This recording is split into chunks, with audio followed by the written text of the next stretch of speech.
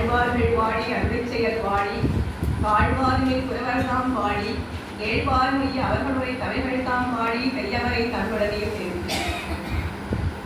தயாநிதி சுவாமி எல்லாருக்கும் ஒரு டாபிக் கொடுத்தார். நான் கேட்டேன், எனக்கு டாபிக் கொடுக்கல, ஏன் கொடுக்குறேன்னு கேட்டேன். கரெக்டாகவே காரணம் சொல்லிட்டேன். சாதாரணமா டாபிக் கொடுத்தா அந்த டாபிக்ல பேச தெரியுமோ தெரியாத ஒரு குழந்தைகள் எல்லாம் ஸ்கூல்ல எல்கேஜிக்கு அழிச்சுட்டு போவோம். இன்டர்வியூக்கு நம்மளை எல்லாம் சொல்லி கொடுத்து அழிச்சுட்டு போனா கூட அதுக்கு ஒன்றும் சொல்லாது. நீ எது தெரியுமோ அது சொல்லு அப்படின்னு சொல்லி ஏதோ ஒரு அட்மிஷன் கொடுத்து விட்டுடுவான். அந்த மாதிரி நீங்க என்னவா பேசணும் அப்படின்னு அவர் அட்மிஷன் கொடுத்துட்டாரு. என்னன்னா இந்த உண்மையா இந்த வைரவத்துறை 86 ஆரம்பிச்சதுன்னு முதலியே நேதாஜியுடைய பக்தா பேசுற பொழுது எல்லாம் சொன்னார். இந்த வைரவ எல்லாத்தையும் ஒரு பேப்பர் கொடுத்துருக்கேன் பாருங்க. இதுல என்னன்னா உயிரெழுத்து, மெய்யெழுத்து, கடைசியில அந்த வடமொழி எழுத்து. இதுல என்ன இருக்கு பாருங்க, வையத்தை வாழ்விக்கும் வைரவத்துறை, அவருடைய அழிக்கும் துறை. இது பொருளுக்கு இல்லை, மெட்டீரியல் காஸ்ட் கிடையாது இல்லை. ஏன்னா இது எடுத்துன்னு போய் இந்த சர்டிஃபிகேட் வச்சு ஒரு பைசா கூட சம்பாதிக்க முடியாது. ஆனா எம்பெருமானுடைய அருள் கண்டிப்பா கிடைக்கும். அதனால அவருடையே கொடுக்கும் துறை, ஆணவத்தை அடக்கும் துறை. முதல்ல அகங்கார மமகாரங்கள் தான் போடணும்னு ஆரம்பிக்கவே மங்களமா ஆரம்பிக்கணுன்றதுக்காக. அகங்கார மமகாரம் எப்படிப்பட்டதுன்னா, நாம பரப்பரப்படுறதே நம்ம 2 காதுல 2 குண்டலம் போட்டு பறந்துருக்கோம். அது என்னன்னா அகங்கார மமகாரம். எப்படி இருந்தாலும் நமக்கு அந்த இது இல்லாம இருக்கவே இருக்காது. நீ ஆழ்வாரே என்ன பண்ணிட்டு நம்மாழ்வார் நீர்னுமது எண்ணிவை வேறு முதல் மாய்ப்பு இல்லை, நான் எனதுன்னு என் வாயாரை சொல்ல போசி நாங்கள் நம்மளுடைய வியாக்கியானம். நான் எனதுன்னு அப்ப அந்த சமயத்தில் நான் ஒட்டிக்குமேன்றதுக்காக. அப்ப ஆணவத்தை அடக்கும் துறைனா அந்த அகங்கார மமகாரங்கள் இல்லாம இருக்கவே இருக்காது. ஆனா இந்த வைணவத்துறை தேர்ந்த பின்பு பாடம் எடுத்து எடுத்து எடுத்து திருப்பி திருப்பி அதெல்லாம் கூடாதுன்னு சொல்லி அந்த ஆணவத்தை அடக்கிறது. அதுக்கடுத்து இருளை அகற்றும் துறை, இருளை போக்கும் துறை. இருள்னா அக்ஞானமாக இருள இருக்கோம் நம்ம. அப்ப அக்ஞானமாக இருளைன்னா நாம் யார், எம்பெருமான் யாருன்னு தெரியாத ஜீவாத்மாவினுடைய தன்மை என்ன, பரமாத்மாவினுடைய தன்மை என்னன்னு தெரியாம இருக்கிறதுனால அப்ப என்ன ஆகுதுன்னா நம்மளுடைய இவருடைய அக்ஞானமாக இருளை. ஏன்னா இந்த கிளாஸ் சேர்ந்த பொழுது எத்தனையோ பேர் கேட்டுருக்கா. நுழைஞ்ச உடனே என்ன கேட்டுருக்கான்னா, பூரத்தாழ்வான் அனந்தாழ்வான் எத்தனாவது ஆழ்வார் வேணும்னு கேட்டுருக்கான். ஏன்னா அவெல்லாம் ஆச்சாரியர்கள். 12 ஆழ்வார்கள், 12 ஆழ்வார்கள், 10 பேருக்கு தெரியாது.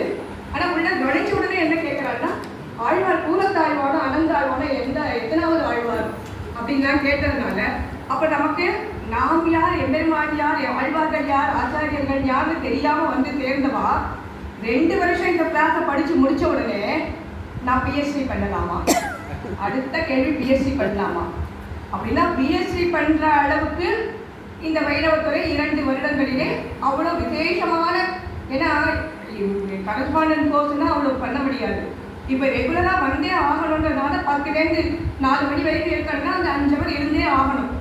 ஆகையினால அப்ப அந்த அக்ஞானமான இருளை போக்கும் துறைகள் இது. அடுத்து ஈனத்தை முதல்ல முன்னாடி ஒன்று சொல்லணும்னு நினைச்சேன். இந்த தயாநிதி சுவாமி எப்ப வந்தாலும் ஒரு சம்ஸ்கிருதத்தை ஏதோ ஒரு கவிதை பண்ணிடுற. புலி என்ன பண்ணும், தன்னோட வாதை வளர்க்கறதுக்கு வீரர் தன்னை அடிச்சுட்டு அந்த புலி தன் வாதை அப்படியே வீரமா காமிக்குமா. உடனே எலி என்ன பண்ணுமா, குட்டியா தன்னோட வாழை காமிக்குமா. அந்த மாதிரி அவன் மந்திரம் தான் பண்ணணுமா, நானும் பண்றேன்னு சொல்லிட்டு நான் ஆரம்பிச்சதுதான் இது. அப்ப ஈனத்தை விளக்கும் துறை. ஈனம்னா ஈனமாய 8 நீக்கின் ஆழ்வார் பாசுரம். அதாவது நமக்கு என்ன ஆகுதுன்னா, அந்த ஆச்சரியம், கோபம், லோகம், குரோதம் இதெல்லாம் ஏற்படும். ஆனா இந்த கிளாஸ் படிச்சதுக்கு அப்புறம் கண்டிப்பா அந்த மென்டல் டிசிப்ளின் கண்டிப்பா உண்டாகுது. அது எல்லாரும் அனுபவத்தை தெரிஞ்சுட்ட ஒரு வார்த்தை வார்த்தை இதெல்லாம். அதெல்லாம் தான் நான் இவ்வளவு தூரம் சொல்றேன் நான். அதுக்கடுத்து உயர்வினை உய்யும் துறை. உயர்வினைனா இது ஜீவனத்துக்காக அல்ல. ஜீவனம்னா வேற, உஜ்ஜீவனம்னா வேற. ஜீவனம்னா நம்ம திருப்பி சம்பாதிச்சு நாம சாப்பிடுறவர்கள், அது ஜீவனம். உஜ்ஜீவனம்னா ஆத்மாவுக்கு நன்மையே தேடும் துறை ஒன்று உண்டுன்னா அது வைரவத்துறை தவிர வேற ஒரு துறையும் இல்லை. அதுக்கு மேல ஊழ்வினையை போக்கும் துறை. நாம எத்தனையோ பாவங்கள் எல்லாம் பண்ணியிருக்கோம்.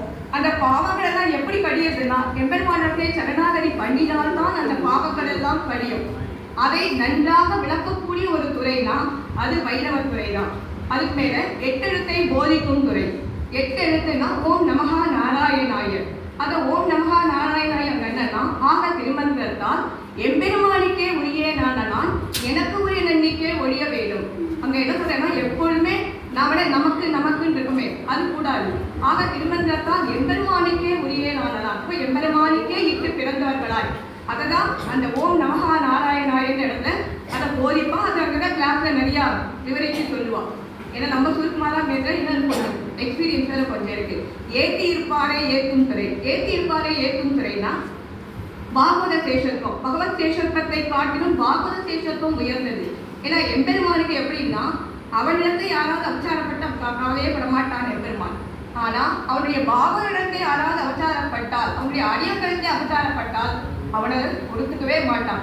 ஆகையினால பகவத் விஷயத்தை காட்டிலும் பாகவத சேஷத்துவம் உயர்ந்தது என்பதை தெரிவிக்கும் துறைங்கிறதுக்காக ஏத்தி இருப்பாரை ஏற்றும் துறை.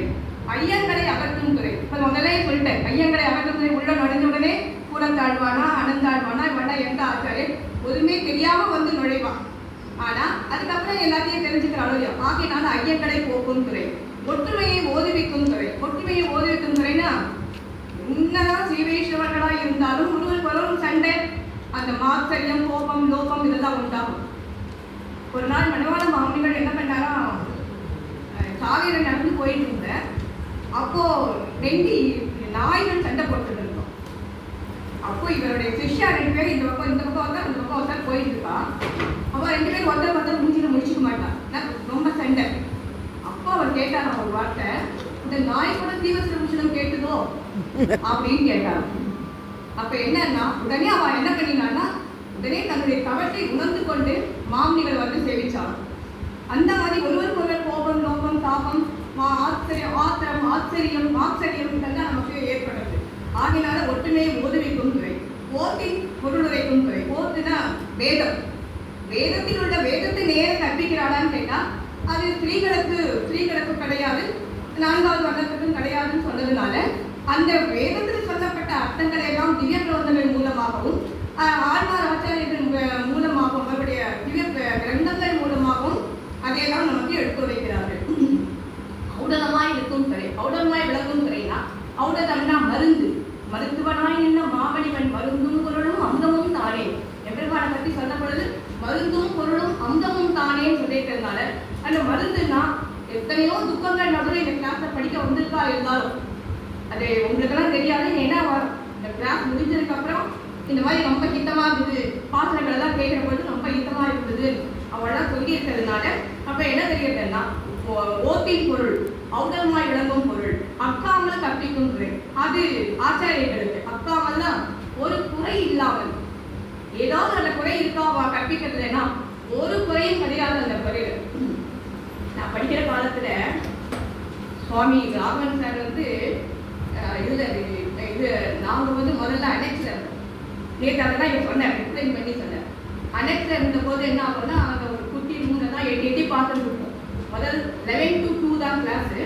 ஃபர்ஸ்ட் அவர் நரசிம்மாச்சாரி எடுப்பேன், அடுத்த கிளாஸ் இவர் எடுத்துப்பார், அடியனை கரெக்டா எடுப்பேன், அடுத்து இவர் வரணும். அவர் பாவம் எப்படி வருவார் தெரியுமா, இந்த வெயிலேருந்து நடந்து சைக்கிள் கிடையாது, ஒன்றும் கிடையாது, காலை செல்ஃபுகள் போட்டு மாட்டார். அப்படிதான் வருவார். காலை துவார செல்ஃபு போட்டு வாங்க சார், இந்த பிளாட்ஃபார்ம்ல அப்படியே நடந்து வருவார். வரப்பொழுது என்னன்னா நாங்கள் அங்கேயே எட்டி பார்த்துட்டு இருப்போம். ஐயோ அவர் வளர்ந்து பார்த்தாலே அப்படியே துக்கமா இருக்கும். அப்படின்னா என்னன்னா அக்காவன்னா ஆனாலும் அந்த கிளாஸ் எடுக்கணும்ன்ற ஒரு ஆர்வத்தினால நடந்து வருவார் ராகவன் சார். அப்படி என்னன்னா அக்காமல் கற்பிக்கும் துறை. கண்ணனை காட்டும் துறை. கண்ணனை காட்டும் துறைன்னு அசபதமான பரித்தீர்ச்ச மாமேகம் சரணம் ரஜர் இல்லையா, மாம் சரணம் ரஜர், மாம் ஏகம் சரணம் ரஜர். அப்ப என்னையே அப்படின்னு சொன்னதுனால கண்ணனையே காட்டும் துறையாக. அதுக்கடுத்து பொங்கும் புகழ் பொங்கும் துறை. எஜுகேஷன் டிபார்ட்மெண்ட் என்ன மடமா கேட்டுருக்கா அந்த காலத்துல, என்ன நீங்க பாட்டுக்கு ஜிஆர் அவார்டை இவார்டை கூப்பிட்டுட்டு இருக்காத அவா அந்த கிருஷ்ணன் கூட்டிட்டு வருவா, என்ன மடமா எத்தனை பேர் கேட்டுக்கா தெரியுமா அந்த காலத்துல. ஏன்னா சுவாமி ஏற்கனா இப்போ ஒரு ஜிஆர் சுவாமி ஏற்கனா அதுக்கு உண்டான அந்த பரிஷ்காரங்கள்லாம் பண்ணணுமா, அப்போ எப்படிலாம் சொல்லுவார். ஆனா உங்க டிபார்ட்மெண்ட் பார்த்தா என்ன அப்படி ஒரு கூட்டம் வருது இதெல்லாம் பேசியிருக்கா. பொங்குங்கள். அதுக்கடுத்து சங்க இலக்கியங்கள் சாட்டும் துறை. சங்க இலக்கியங்கள்னா சங்க இலக்கியம் பரிபாடல். ராகவன் சார் கேளுங்க பரிபாடல். உடனே ஆரம்பிச்சு உமாமா உமா வந்து ஃபுல்லாக ஒப்பிப்பா அப்படின்னு. சங்க ஏன்னா பரிபாடல் ரொம்ப கஷ்டம், ரொம்ப கடினமாக இருக்கும். ஆனால் அதை வந்து நீங்கள் தான் சார் எழுதுங்க பரிபாடல். ராகவன் சார் தான் எழுதுறாரு. அதனால் பரிபாடல் சங்க இலக்கியங்கள். அதுக்கடுத்து ஞானத்தை நல்கும் கதை சொல்லவே வேண்டாம். இது ஞானத்தை என்ன ஞானம்னா நமக்கே இந்த ஞானம் இல்லை, அதாவது எம்பெருமானுக்கு நாம் அடிமைப்பட்டவர்கள் என்ற அந்த ஞானத்தை அளிக்கும் துறை. அதுக்கடுத்து பட்டங்கள் அளிக்கும் துறை. இதை படிச்சுட்டு ஏதோ உபன்யாசம் கேட்டுட்டு முதுகலை பட்டம், பிஹெச்டி பட்டம், டிகிரி பட்டம், எத்தனை பட்டங்கள் வாங்கியிருக்கா எல்லாரும். ஆகையினால பட்டங்கள் அளிக்கும் துறை. குணத்தை கூட்டும் துறை. அதான் சொன்னேன் முதலிய குணத்தை கூட்டும் துறைனா கண்டிப்பாக நம்முடைய குணங்களை எல்லாம் நிச்சயமா அது மாற்றத்துல ஒன்றும் சந்தேகமே இல்லை. இங்க படிக்கிறாங்க அங்கீதா. அங்கீதா அவருக்கு அவரோட சித்தப்பா கிளாஸுக்கு வருவார். வந்தா அவர் என்ன சொல்வார் கிளாஸ்ல, மேடம் நான் வந்து 4 நாள் 4 வாரம் 4 இடத்துக்கு போவேன் அப்படின்னு. அப்படின்னா அப்படின்னு கிளாஸ்ல இல்லை, 1 வாரம் உங்க பாசாதி கோயிலுக்கு வருவேன், 1 வாரம் வேறு தேவதாந்திர கோயிலுக்கு போவேன், 1 வாரம் மசூதிக்கு போவேன், 1 வாரம் நான் இதுக்கு போவேன் அப்படின்னு சொன்னேன். அப்போ நான் சொன்னேன், சார் ஏன் உங்களுக்கு 4 வாரமே பாசாதி கோயிலுக்கோ இல்லை ஏதாவது சீனிவாசர் கோயிலுக்கே போக முடியாது அப்படின்னு சொன்னேன். முதல்ல கொஞ்சம் எஜுகேட் பண்ணேன், ஆனால் அப்புறம் போக ஆரம்பிச்சேன். அதான் இவ்வளோ தெரிஞ்சுக்காது, இவ்வளோ சின்ன பொண்ணு எது சொல்லுவேன்னா குணத்தை அந்த ஞானத்தை, அதுக்கப்புறம் அந்த ஞானம் இது குணத்தை கூட்டும் துறைனா. அதுக்கப்புறம் அவர் சொன்னார், என்ன சொன்னார்னா இனிமேல் வெறும் நெத்தியா வருவேன் கிளாஸுக்கு. நான் சொன்னேன், சார் நீங்கள் யாருடைய சிஷ்யா அப்படின்னு. நான் வந்து அவோகரஞ்சியர் சார். அவோகரஞ்சியர் சிஷ்யானா இருந்தது நீங்கள் வெறும் பால் நெத்தியோடு வரலாமா? ஒரு சீசன் எடுத்துட்டு வாங்களேன். இல்லை எனக்கு பழக்கமே இல்லை. இல்லை நீங்கள் பண்ணி பாருங்க, ஒரு நாள் வந்து பாருங்க, அப்போ ஒன்றும் தெரியாது. ஆனால் நான் சொன்ன உடனே கேட்டேன். கேட்டுட்டு அதுக்கப்புறம் திருமணம் தான் எடுத்து வர ஆரம்பிச்சார். தெரியுமா சார் உங்களுக்கு? பாசாதி அவர் பேரு ஸ்ரீனிவாசன், செஞ்சுலட்சுமி சித்தி, 2 பேருமே படித்தான். ஹஸ்பண்ட் ஒய்ஃப் 2 பேருமே படித்தான். அந்த மாதிரி எடுக்கிற குணத்தை கூட்டும் துறைனா இதுதான் குணத்தை கூட்டும். தனத்தை தவிர்க்கும் துறை அது கண்டிப்பா எல்லாருக்கும் தெரிஞ்சு. தனத்தை தவிர்க்கும் துறைனா நான் ஒரு கூட்டு பணம் கொடு, எல்லா டிபார்ட்மெண்ட்லையும் எப்படி நடக்கிறதுன்னு எங்களுக்கு தெரியும். ஆனால் இந்த டிபார்ட்மெண்ட்ல யாருமே எந்த பணத்தையும் யாருக்கிட்டையும் எதிர்பார்க்க மாட்டார்கள். ஆகையினால தனத்தை தவிர்க்கும் துறை. நரசிம்மாச்சாரி நாட்டியத்துறை கண்டிப்பா அவரை பத்தி சொல்லியாம நேற்றே அடிப்படை பார்த்தா நிறைய சொல்லிட்டேன். அவர் எப்படின்னா அவரை மாதிரி ஒரு செம்மாப்பர்சன் லோகத்திலே பார்க்க முடியாது. அவரோட இங்கிலீஷ் ஒட்டாப்பழகு எல்லாரும் பிச்சை வாங்கணும். அவரோட இங்கிலீஷ் முதல்ல எனக்கு கிளாஸ் எடுத்த போது லகுபூர்வ பட்சமும் லகு சித்தாந்தமும் தான் எடுத்தார். ஸ்ரீபாஷ்யம் எடுத்தார். அந்த இங்கிலீஷ் அப்படியே ரெண்டமான அவங்களோட இங்கிலீஷ்ல இங்கிலீஷ் முதல்ல தமிழ் அவ்வளோ நல்லா படிப்பார். தமிழை வந்து எவ்வளோ நல்லா படிப்பாருன்னா அவ்வளோ நல்லா படிப்பார். அதுக்கப்புறம் சமஸ்கிருதம், தெலுங்கு, அப்புறம் மலேசியன் லாங்குவேஜ் எல்லா லாங்குவேஜும் அவர் கற்றுக்கணும். அப்புறம் மாதிரி ஒரு ஜம்மா பப்பாசன் அவர் எனக்கு என்னை வந்து பொண்ணுன்னு தான் கொடுத்துருவார். ராவணாரும் என்னை பொண்ணாதான் வச்சுருந்தேன்.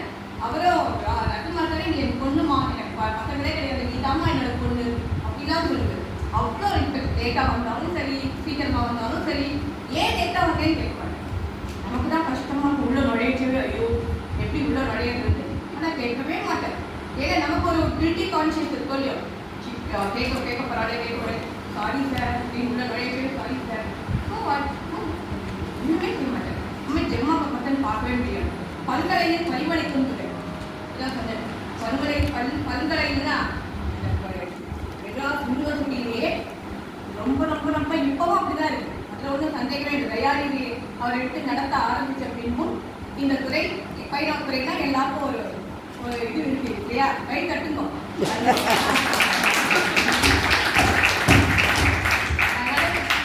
பரிவளைக்கும் துறை மதி நிறைந்தவர் மதிந்த துறை. மதி நிறைந்தவர் மதிந்த துறை. அதில் ஒன்றும் சந்தேகமே இல்லை. இருக்கிற டீச்சர்ஸ் எல்லாரும் எப்படின்னு கேட்டா அவ்வளோ ஒரு ஞானம். ராகவன் சார் போர்டில் எழுத ஆரம்பிச்சாங்கன்னா எல்லா ஸ்லோகமும் அவர் எழுதுவேன். ஆனால் எனக்கு ஒன்றும் புரியாது, நாங்கள் பேர் பார்த்துட்டு இருக்கோம்.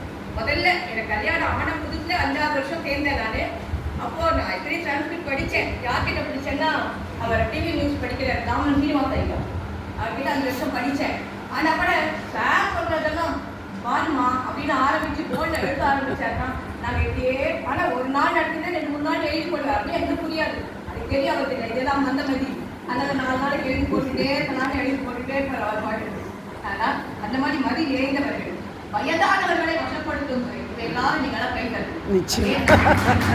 யாராவது சினிமா யாராவது கலாம் படிச்சு கலா பண்ணுவோம் மொத்த பேரும் வயசானவங்க தான். எனக்கு 26 வயசுலேயே நான் இந்த கிளாஸ் வந்து சேர்ந்தேன். அப்போ எங்க பசங்க எல்லாம் அப்போ கேட்பா, நாங்கள்லாம் எங்களுக்கு கல்யாணம்னு நாங்கள் பத்திரிக்கை கொடுத்தா உன்னோட ஸ்டூடெண்ட்ஸ்லாம் உங்களுக்கு அவளுக்கு 60ஆம் கல்யாணம் உங்களுக்கு பத்திரிக்கை கொடுக்குறாரு. அதனால வயசானவர்களையும் வசப்படுத்தும் துறை. ஆமா சொன்னேன், சரோஜினி வர்தப்பன் பக்தவசலம் சிஎம் இருக்கிற அவங்களோட பொண்ணு அவளை எத்தனை பேர் ராஷ்மி இப்ப பத்மாதே சாஸ்திரி ராஷ்மி சுஷீலா பத்மநாபன் டிவிஎஸ் சுந்தரவேங்கா பேட்டி எல்லாம் பிக் ஷாட்ஸ். அப்போ வந்து படிச்சோம் அத்தனை பேர் என்னன்னா இந்த அலுமினியா அசோசியேஷன் அதுக்கு அர்த்தியா சொல்லு. அடுத்து ராகவனால் ரம்யமான துறை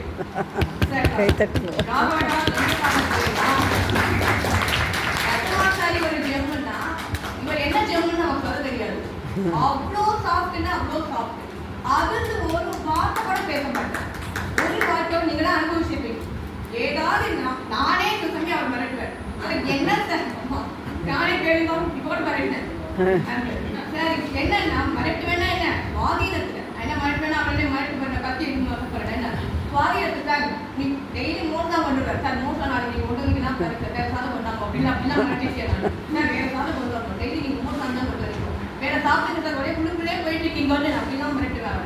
ரம்யமான குறைனா நிஜமாவே அவர் வந்து எப்படின்னா அவ்வளோ ஒரு ஜம்ம பர்சனா இதுதான் ராமன் சார். அது ஒன்றும் சந்தேகமே இல்லை. குலம் தொண்டராகும் தொண்ட குலம் நம்மளுக்கு என்னென்ன என்ன குலம்னா நான் சாதாரண கிளாஸ் கிட்ட நான் என்ன சொல்லுவேன் எல்லாத்துக்கிட்டேன்னா செருப்பு அவுத்து வச்சுட்டு வரப்பொழுது வடகலை தென்கலை பிராமின் நான் பிராமின் எல்லாத்தையும் அவுத்து வச்சுக்குவாங்கன்னு நான் சொல்லியிருக்கேன்.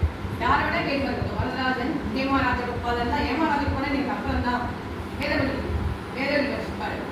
அந்த மாதிரி என்னன்னா எப்படின்னா தொண்ட குலம் நம்ம வந்து எல்லாரும் எந்த காலத்தில் தொண்டை செய்யக்கூடிய குலமாக ஆகும் துறை. அதுக்கடுத்து வேங்கட கிருஷ்ணன் விளங்க வைத்த துறை. அது அங்கேயுடைய பக்தா.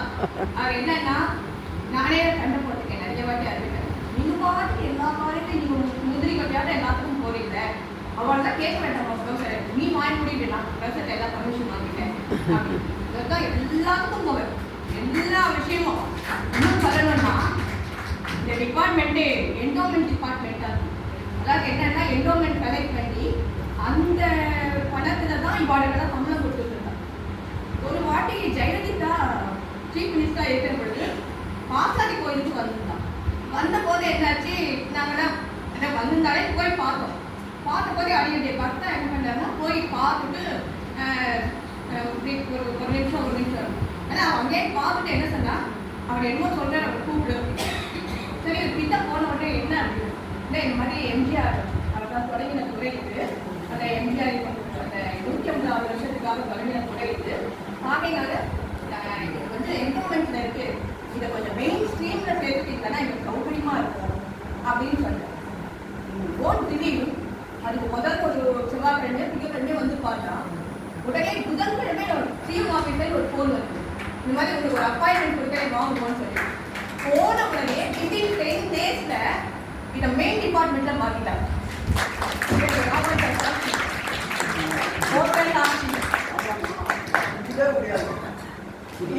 பார்க்க முடியுமா? பார்க்கவே முடியாது. அதை நானும் போயிட்டேன் கூட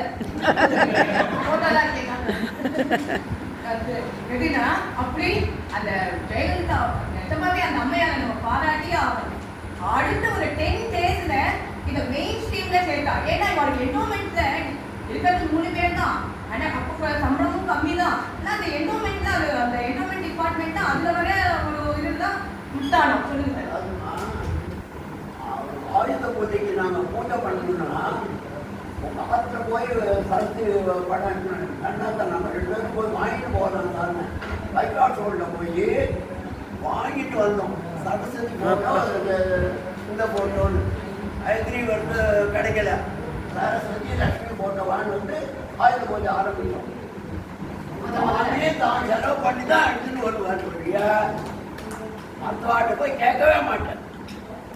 நான் வந்து நம்மளுடைய துறை அது ஆகையினால நம்மளுடைய துறைங்கிறதுனால நம்ம ஆத்துக்கு நம்ம வந்து இன்னும் போய் பைசா கேட்கணுமா, இது வந்து என்ன, அதனால நான் எதுக்கு இன்னும் பைசா கேட்கணும். அந்த மாதிரி நிஜமாவே ஜெயலலிதாவா தான் இன்னைக்கு வந்து இந்த மெயின் ஸ்ட்ரீம்ல சேர்த்திருக்காங்கன்னா அதுக்கு காரணம் அந்த ஜெயலலிதா அம்மையார் தான். அதில் ஒன்றும் சந்தேகமே இல்லை. அப்படி என்னன்னா தொண்டர் ஆக்குதான் ஏககிருஷ்ணன் விலங்கு வைத்த துறைங்கிறது என்னன்னா போய் பார்த்த உடனே அவன் அப்பாயின்மெண்ட் கொடுத்து உடனே அதை வந்து செட்ரைட் பண்ணலாம். நிஜமாவே அது கிரேட்.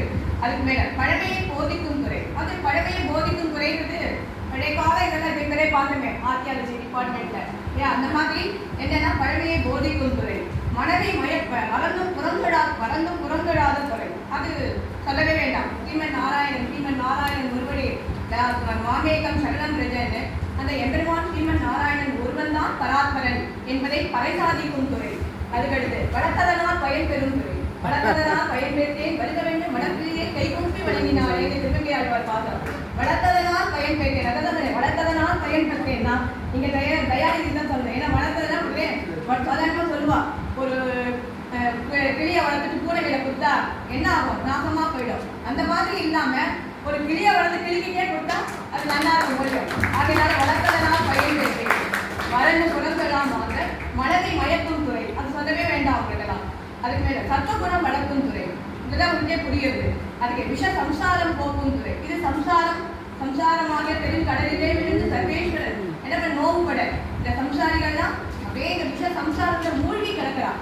அப்போ என்ன ஆகுதுன்னா அந்த விஷ சம்சாரத்தை இது வந்து போக்க வேண்டியது எம்பெருமான் ஸ்ரீமன் நாராயணனுக்கே நாம் எல்லாம் அடிமைப்பட்டவர்கள் என்பதை தெரிவிக்கும் துறையாக ஜெயத்தை கொடுக்கும் துறை. எப்பவுமே வெற்றி தான், வெண்ணியே வேண்டி வீழ்பொருட்கிறது வெண்ணியே வேண்டும் துறை, வெண்ணினா வெற்றி, அப்படி ஜெயத்தை கொடுக்கும் துறை. ஸ்ரீயின் பெருமை விளைக்கும் துறை, அதுதான் சொன்னார் முதலிய ஸ்ரீ வைஷ்ணவிசம் போடக்கூடாது, வைஷ்ணவிசம்னு போடணும்.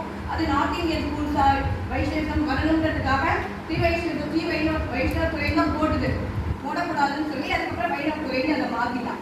அதுக்கடுத்து இகபோகத்தை இகழும் துறை, நமக்கு பரலோகம் தான் நமக்கு உயர்ந்தது. இகபோகம்ன்றது எனக்கு சிற்றின்பம் கொஞ்ச நாள் தான் இருக்க மாதரால் கயற்கரையும் வலையில் பட்டு அழுந்து வேலை. அதனால என்னன்னா இதெல்லாம் கொஞ்சம் சூதனாய் கர்மனாகி கூத்தலோடு இணைந்த காலமே இது என்ன ஆகுதுன்னு கேட்டா நமக்கு இந்த இகபோகத்தை இகழும் துறை.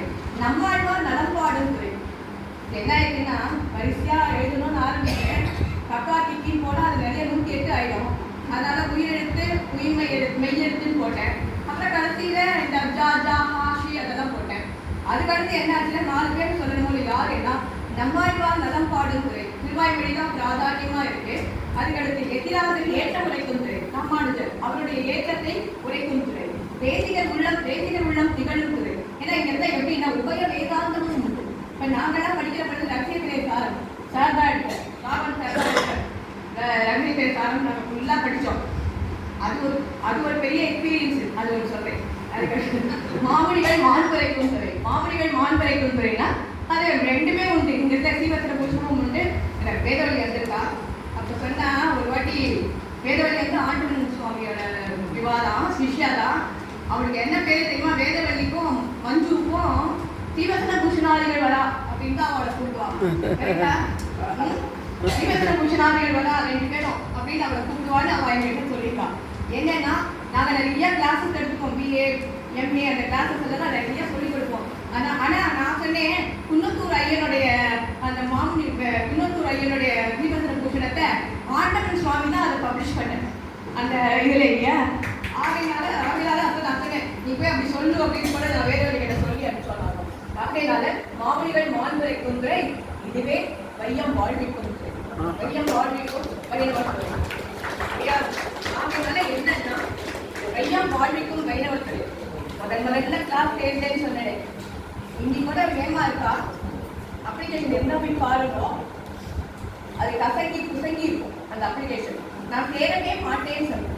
நான் அப்போ பிஎஸ்சி படிச்சுட்டு பிஎஸ்சி முடிச்சுட்டு பிஎஸ்சி மேக்ஸ்னால முடிச்சுட்டு பிஎட் பண்ணிட்டு இருந்தேன். நான் சொன்னேன் எம்எஸ்சி மேக்ஸ் தான் நான் பண்ணணும். ஏன்னா எங்கள் அப்பா வந்து BSc honours, BSc maths honours, அதனால் அவர் எம்எஸ்சி மேக்ஸ் பண்ணணும்னு ஒத்த காலம் இருந்தேன்.